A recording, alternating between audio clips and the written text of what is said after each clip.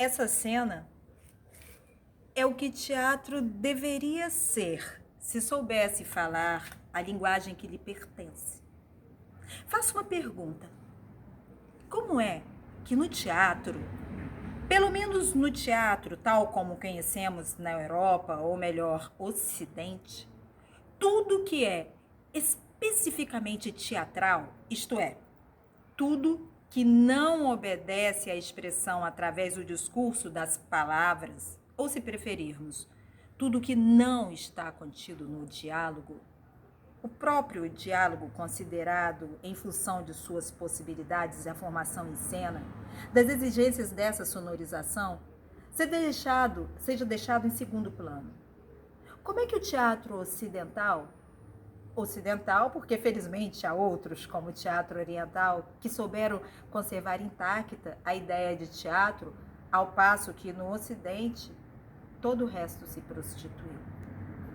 Como é que o teatro ocidental não enxerga o teatro com outro aspecto, senão do teatro dialogado? O teatro, como coisa escrita e falada, não pertence especificamente à cena, pertence ao livro. A prova é que nos manuais de histórias literárias reserva-se um lugar para o teatro, considerado como um ramo acessório da história da linguagem articulada. Digo que a cena é um lugar físico e concreto que pede para ser preenchido e que se faça com que ela fale a sua linguagem total. Digo que essa linguagem completa, destinada aos sentidos, independente da palavra, deve satisfazer, antes de tudo, aos sentidos. Que há uma poesia para os sentidos, assim como há uma poesia para a linguagem. E que a linguagem física e concreta, a qual me refiro, só é verdadeiramente teatral na medida em que os pensamentos que expressam escapam à linguagem articulada. Consiste, então, em tudo que ocupa a cena, em tudo aquilo que pode se manifestar e exprimir materialmente a cena.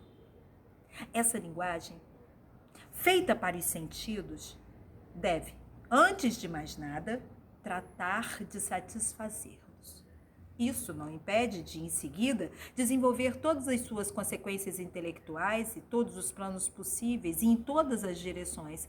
E isso permite a substituição da poesia da linguagem por uma poesia no espaço, que se resolverá exatamente no domínio que não pertence estritamente às palavras. Essa poesia muito difícil e complexa reverba-se de muitos aspectos. Em primeiro lugar, os de todos os meios de expressão utilizáveis em cena.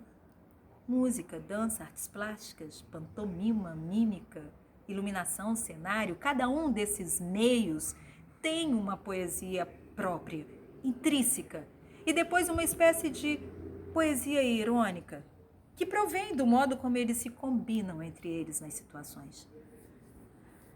Talvez mais adiante eu volte a essa poesia que só poderá ser realmente articulada se for concreta.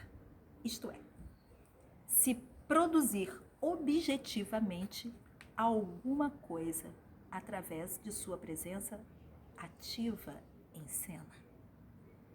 Seja o que for, essa linguagem, sua poesia, observo que em nosso teatro, que vive sob a ditadura exclusiva da palavra, essa linguagem de signos, essa pantomima silenciosa, essas atitudes, esses gestos, essas entonações objetivas, em suma, tudo o que considero como especificamente teatral no teatro, todos esses elementos, quando existem fora do texto, constituem para todo mundo a região baixa do teatro.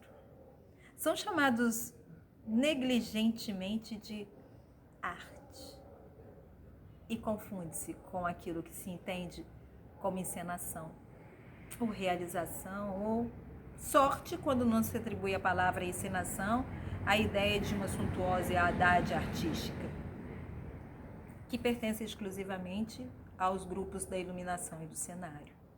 Para mim, o teatro, como em toda parte, ideias claras são ideias mortas e acabadas. Bem, fazer essa performance ou tentar construir essa performance é porque eu sempre fui envolvida com as palavras e confesso que via o teatro como algo que fosse apenas dialogado, onde o texto imprimisse uma marca muito forte e absoluta. No entanto, a imagem, o som, o gesto, eles possuem uma partitura maravilhosa.